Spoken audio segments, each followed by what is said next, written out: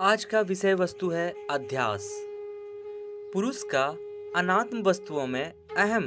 इस प्रकार आत्मबुद्धि का होना ही जन्म मरण रूपी कलेशों की प्राप्ति कराने वाला अज्ञान से प्राप्त हुआ बंधन है, जिसके कारण यह जीव इस असत शरीर को सत्य मानकर इसे इसमें आत्मबुद्धि हो जाने से तंतुओं से रेशम के कीड़े के समान इसका विषयों द्वारा पोषण, मार्जन और रक्षण करता है, और वह यह नहीं जानता है कि जिसका वह पोषण कर रहा है वही उसकी मृत्यु का कारण बनेगा। अगले श्लोक में वे कहते हैं, मूढ़ पुरुष को तमोगुण के कारण ही अन्य में अन्य बुद्धि होती है। विवेक न होने से ही रज्जु में सर्प बुद्धि होती है।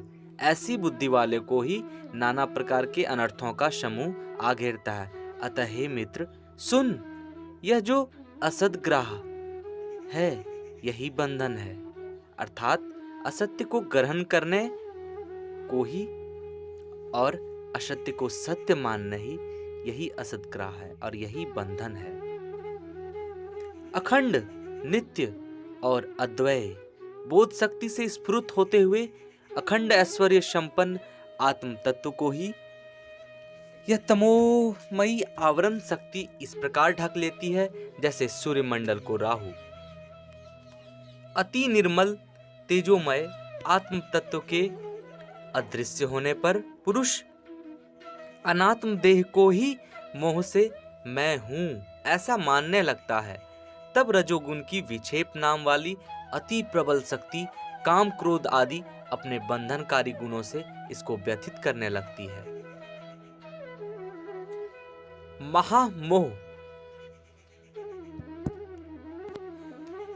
महामोह रूप ग्राह अर्थात मगरमच्छ के कठोर दाढ़ में पकड़कर आत्मज्ञान के नष्ट हो जाने से बुद्धि के गुणों का अभिमानी होकर उसकी नाना अवस्थाओं का अभिनय करता हुआ भ्रमित होता रहता है।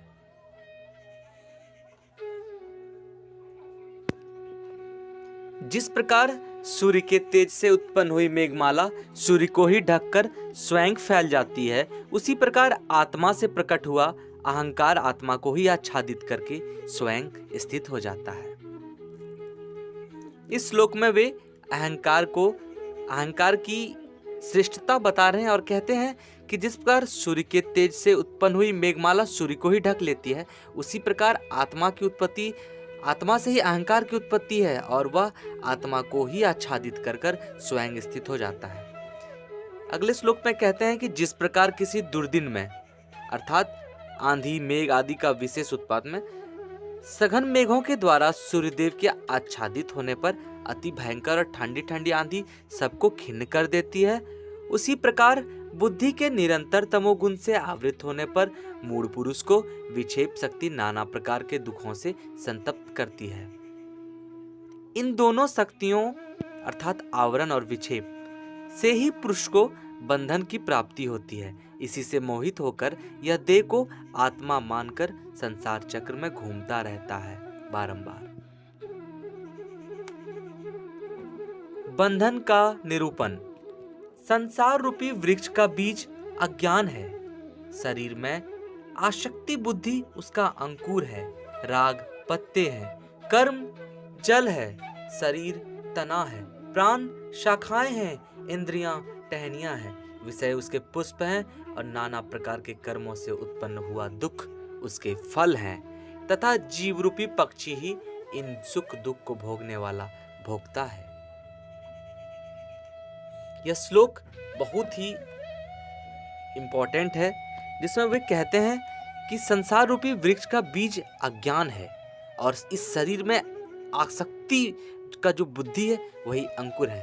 राग पत्ते हैं, कर्म जल है, शरीर तना है, प्राण शाखा है, इंद्रियां उसकी टहनियां, विषय पुष्प, और इससे जो दुख उत्पन्न होता है इन कर्मों के फलस्वरूप वही उसका फल है और इसका जीव रूपी पक्षी ही सुख दुख का भोगता है।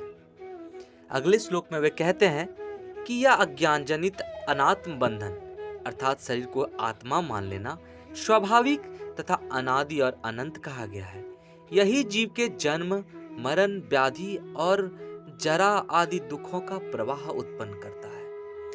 यह बंधन विधाता की विशुद्ध कृपा से प्राप्त हुए विवेक विज्ञान रूप शुभ्र और मंजुल महाखड्ग के बिना और किसी अस्त्र शस्त्र वायु अग्नि अथवा करोड़ों कर्म कलापों से नहीं काटा जा सकता। जिसका श्रुति प्रमाण्य में निश्चय होता है, उसी की स्वधर्म में निष्ठा होती है और उसी से उसकी चित्त वृत्ति शुद्ध हो जाती है। इस प्रकार जिसका चित्त शुद्ध होता है, उसी को परमात्मा का ज्ञान होता है तथा इस ज्ञान से ही संसार रूपी वृक्ष का समूल अर्थात जड़ सहित नाश हो जाता है, अर्थात अज्ञान की निवृत्ति होती है। अन्मय कोश आदि 5 कोशों से आवृत हुआ आत्मा अपनी ही शक्ति से उत्पन्न हुए विशाल पटल से ढके हुए सरोवर के जल के भांति नहीं भासता है, अर्थात दिखाई नहीं देता है।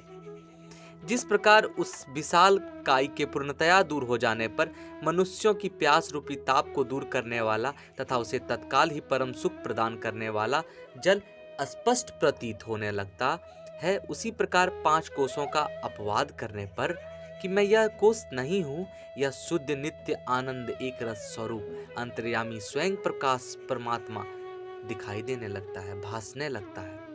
बंधन की निवृत्ति के लिए विद्वान को आत्मा और अनात्मा का विवेक करना चाहिए। उसी से स्वयं को सच्चिदानंद स्वरूप जानकर वह आनंदित हो जाता है, फिर वह भटकता नहीं है। जो पुरुष अपने असंग और अक्रिय प्रत्यज्ञ आत्मा को मुंज में से सीख के समान इंद्रियों के विषय रूप दृश्य वर्ग से पृथक करके तथा सबका उसी में लय करके आत्मभाव में ही स्थित रहता है, वही मुक्त है। धन्यवाद।